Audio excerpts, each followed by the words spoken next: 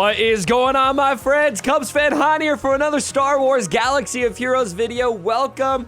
I'm really excited about today's video because we are going to be talking about the top 15 free-to-play characters for 2020. Now, my friends, as we talk about this list, I also want to contemplate beginning game characters that have late game use. And so I'm going to only be talking about characters that are easily accessible for all you beginning players out there. So no things like, 9E, farming nodes, like those are going to take forever for you guys to get to, and especially to be able to farm. So don't worry, we're not going to include any characters like that. That said, I do want to include characters that will have use for you in the beginning game and in the late game so that the list can be very, very valuable to you. Some of these characters are going to need some other supporting cast members around them that aren't quite available yet. And so if I include a character like that, they're going to have some standalone use until they're able to have their full potential realized with a squad that is a little bit harder to get to. But most of them are accessible, and the full team around them will be accessible in the early game. So without any further ado, let's get to the list, starting with Asajj Ventress. Now, please note, I have mods on all my characters. This is the test account, and so I keep all the mods off of the test account because I like to do tournaments, and, we can't have mods on the tournaments because people freak out. All right, so Asajj Ventress, what makes Asajj Ventress so good is going to be her leader ability, in my opinion, which has 30 speed added. Now, I don't care where you're at, plus 30 speed is going to be fantastic. And offense. Gain 50% turn meter if they fall below 100% health for all the Night Sisters, and have a 50% chance to remove 20% turn meter when they have when they damage an enemy. Turn meter removal that can't be resisted as well. That is going to, of course, be her Zeta leadership. This is one of the best leaderships in the game. Asajj has some very solid utility, even on her basic ability. She's going to be able to stun on her basic ability. She's going to be able to heal. She's going to have a great AoE with some ramping offense, which is great. Her unique ability is great as well. And she's going to be farmable in the Squad Arena store. That's one of the easiest stores to farm characters from, and so you're going to be able to access Asajj very, very early in this game. I'm also happy, by the way, let me just say, I'm really happy to see Asajj here on this list, because I remember one of the first questions I asked my guild when I was first starting Galaxy of Heroes. I was looking at my Squad Arena, I had farmed a bunch of characters, and I was looking at Asajj, and I was thinking, should I farm her? And I was like, hey guys! Should I farm Asajj Ventress? And they're like, no, she sucks. She's garbage. And now she's on my list. She's not garbage anymore, ladies and gentlemen. She's going to be very usable. Asajj Ventress here. You're going to need to have Talzin with her eventually. Talzin's going to be a bit harder to farm. She's a later game farm, and so once you get Talzin, she's really going to be great. But even Asajj without Talzin with the rest of the Night Sisters is going to be great, and you can find other places to put her in Separatist teams, that kind of thing. She's going to be a great all-around raid character later on. So you can't say enough about Asajj. She's a character I still use every day, and she's a character you can have very early in this game. All right, next up, Grandmaster Yoda. Now, I didn't include very many legendary characters on this list. There are a few. A lot of the legendary characters are just going to take a while to get to, but Yoda is very accessible in the early game, because to get Yoda, you just need Jedi. 5 Jedi at 5 stars to unlock him. A lot of these Jedi are going to be very farmable. I'm a Gun Die is pretty easy to get. Ayla, not too hard. Eth Koth, not too hard. And you can get, these are the characters I was using, by the way, when I got him. Qui-Gon Jinn, very accessible. Ezra, very accessible. You're going to want to farm Ezra. I would definitely recommend for your Grandmaster Yoda farming Kanan and Ezra as part of that right there, because they're going to be usable for other legendary characters. You can get 3 legendary character uses out of those 2 right there, and we're going to talk about those characters. So if you're going to go for this early, I'd say Qui-Gon Jinn, Ezra, Kanan, and maybe Ahsoka, maybe Luminara. Some of those other characters are going to be very accessible. Whatever you're closest to. I just remember when this event first came out, I did it. I'm pretty sure the characters I did it with was like, not Shakti. She wasn't around. I'm not clicking on characters. Stop doing that to me. Let's see. I think I did it with Jedi Consular, I'm a Gun Die, Eth Koth, Jedi Knight Guardian, I think it was, and Qui-Gon Jinn or something like that. Like, it's not too hard to get. You're going to be able to get it. Yoda's great. He's a very high offense character, and he's going to get really good in the late game when you get to Jedi Knight Revan. He's going to be able to strip turn meter with Unstoppable Force if enemies are below 100% health. He's going to gain an immediate extra turn with Master Stroke. He's going to gain turn meter on his on his basic ability. He's actually got a really good leader ability that will be good. I think there's a better Jedi leader on this list. But anyway, Yoda, great all-around use in this game. And his tenacity up on battle meditation is very, very solid as well. So, my friends, don't sleep on Yoda in the early game. All right, next on the list, we got Kylo Ren Unmasked. Now, Kylo Ren Unmasked is probably going to be great to have with a full First Order team. Fortunately, all of those First Order characters are pretty accessible in the early game. This is going to be one of those first Grand Arena teams you want to build that's going to be great for defense, but it's also going to be great for offense. First Order teams do really well taking out Karth teams in particular. He's very farmable. Look at this. And you can tell this is a test account, by the way, because I haven't even done this node yet. They just unlocked them all when we got our test accounts back in the day. 3F. Very early in the game, and when you farm this, you also get his ship. This is one of the best nodes in the game. You're going to want to take advantage.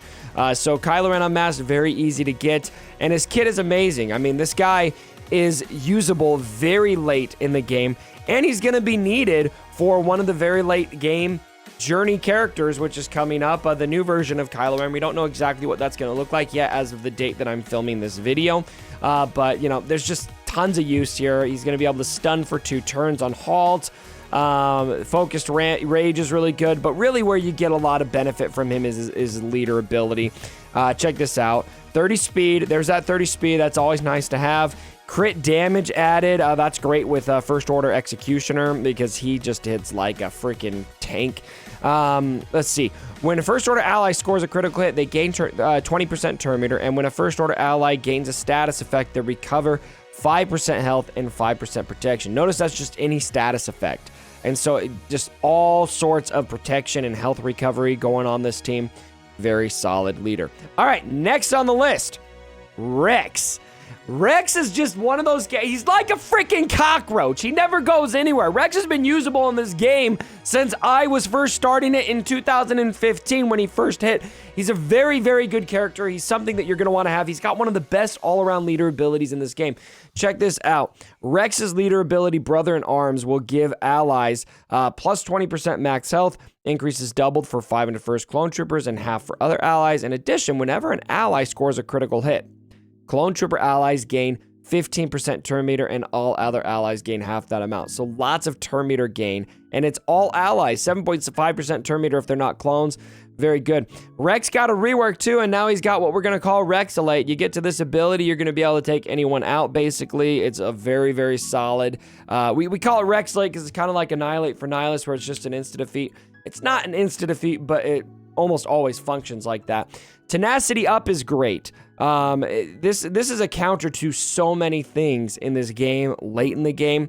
You're going to have a turn meter strip on his basic. And then Rex here, he's going to work in the top meta team right now. You're going to find tons of use for him right now in the game. But he's in the top meta team with General Skywalker. So if you're in the beginning game, you're not going to need to worry about General Skywalker for quite some time. I don't even have him yet.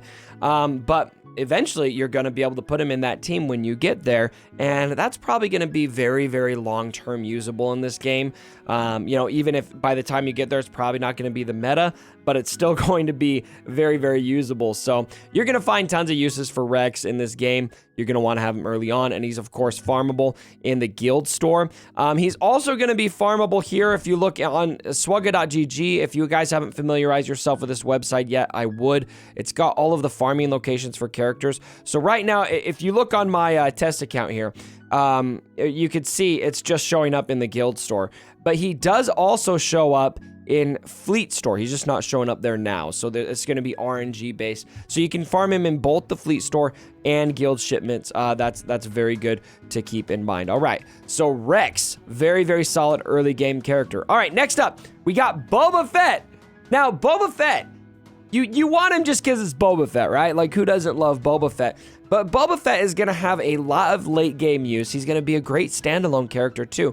His execute ability is just amazing. This is kind of like a, it's kind of like a, we could call it Boba execute or Boba annihilate. I don't know. It depends on how many status effects you get out there, but deal physical damage to target enemy and dispel all buffs and debuffs on them. Deal 30% more damage for each effect dispelled.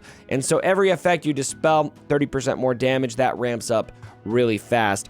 Boba's going to be great in a full bounty hunter team. Now, you can get almost a full bounty hunter team early in the game. There's two characters you're going to have a hard time getting early on, and that's going to be Jango Fett and Bosk. They're going to be late node farms. Once you can get those two, though, Boba's going to slide right into that team, going to be great. But in the meantime, he will have some standalone use that you can use early in the game.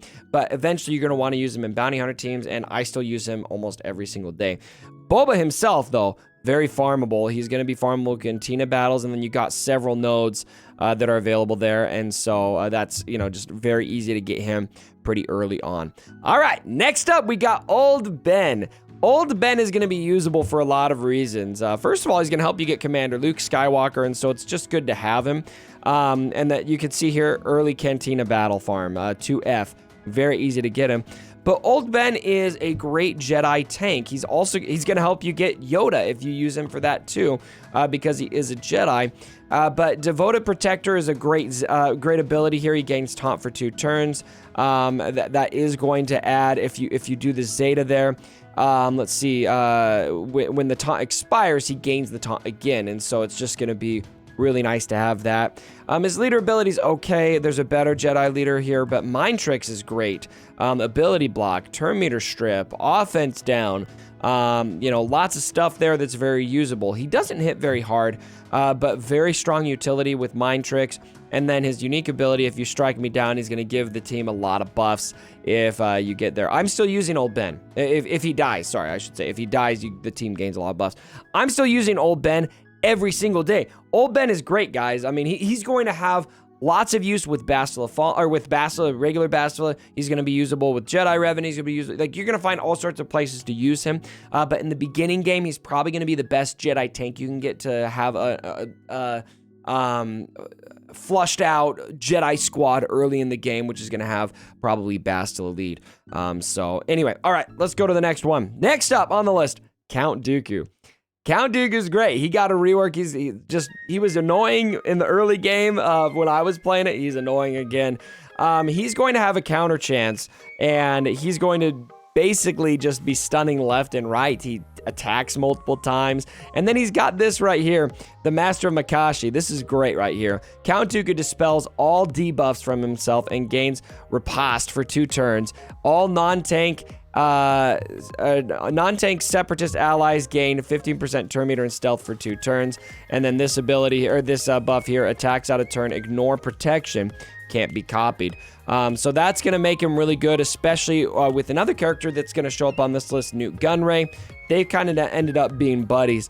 And then Force Lightning's great. Shock the target enemy. Shock is a great debuff in this game. Deal special damage and stun them for 1 turn. 50% chance to shock and stun another random enemy.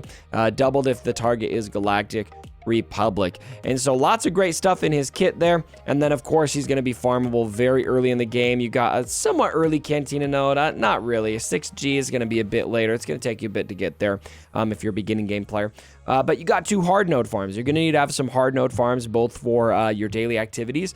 And we just always have hard node farms going, right? 1C and 1C for both light side and dark side. So pretty easy to get to my man, Count Dooku. Don't sleep on him. Darth Vader's next on the list.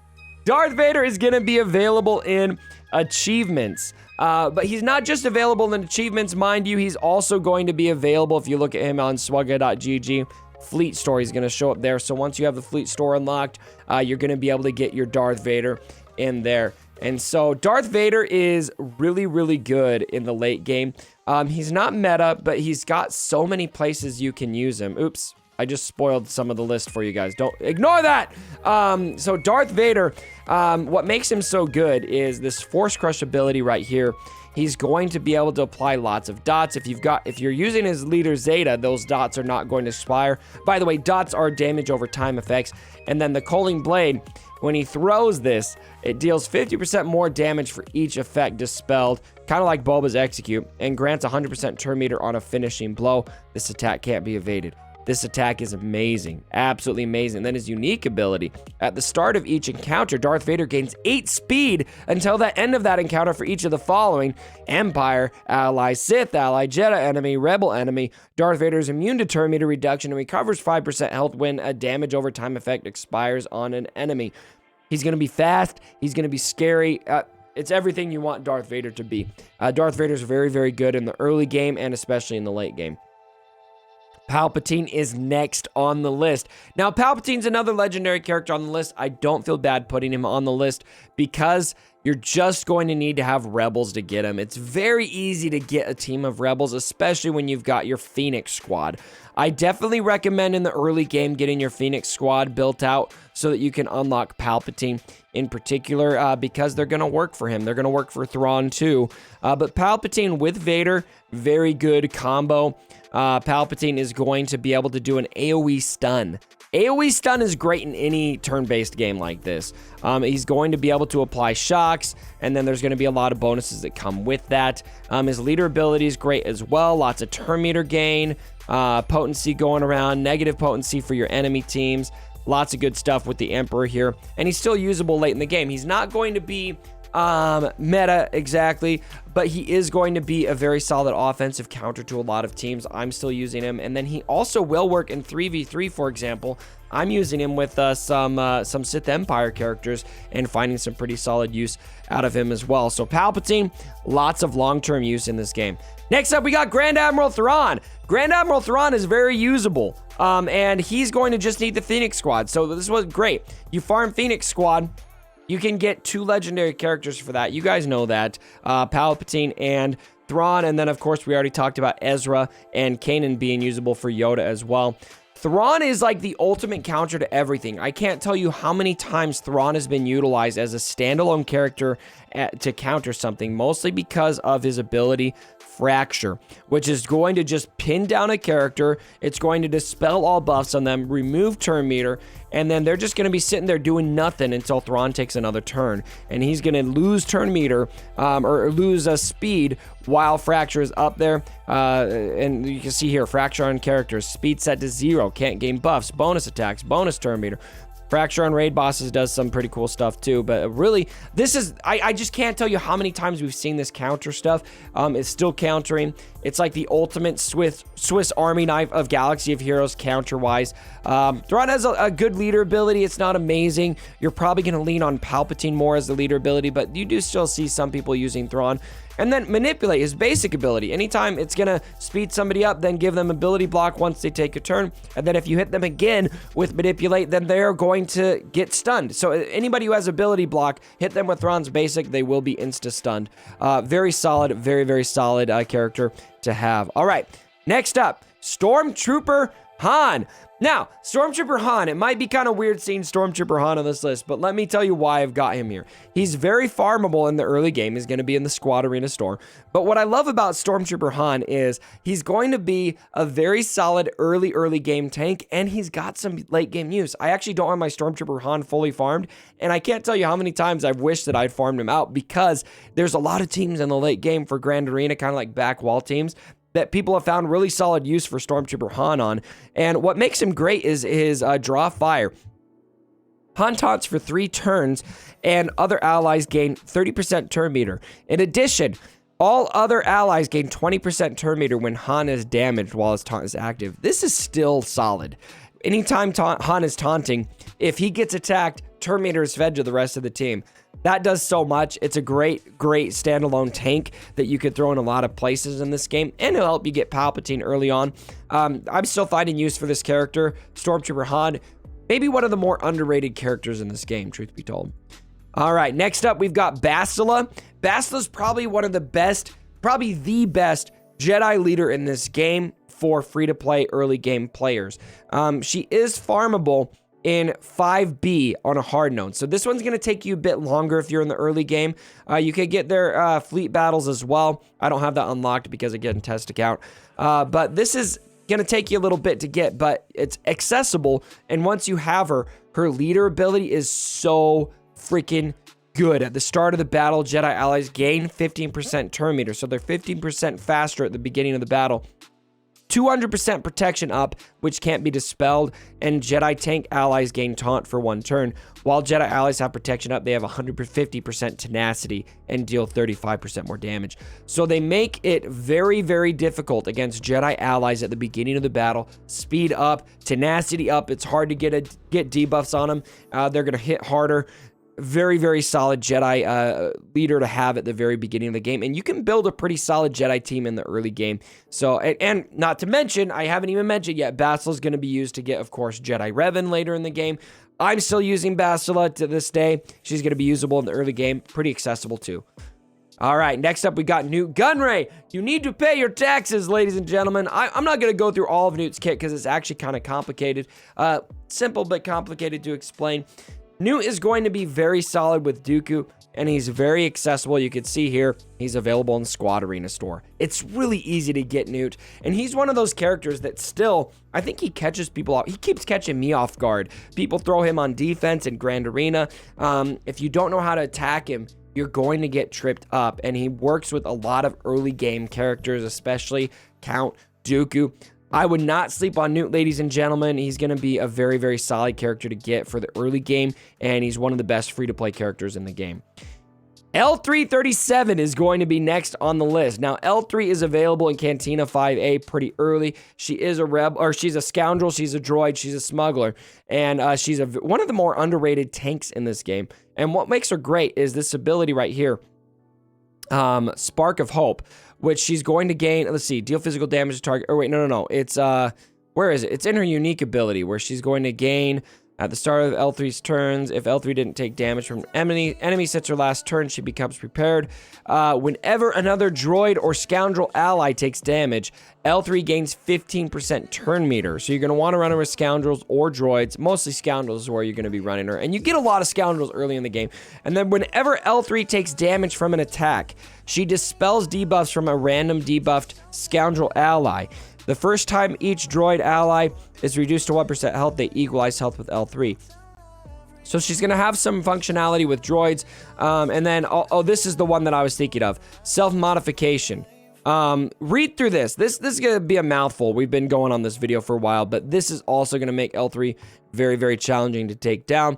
Very good tank. I definitely don't recommend sleeping on L3. And again, farmable early in the game. And then finally, rounding it out with number 15, we got Sonfact. Sonfact is a great standalone tank to throw in any team. Late in the game, you're going to want to put him in a Geonosian team. Once you can get Geonosian Brood Alpha, I would recommend getting him as soon as possible. The Bugs are one of the probably top 5 teams in the game, truth be told.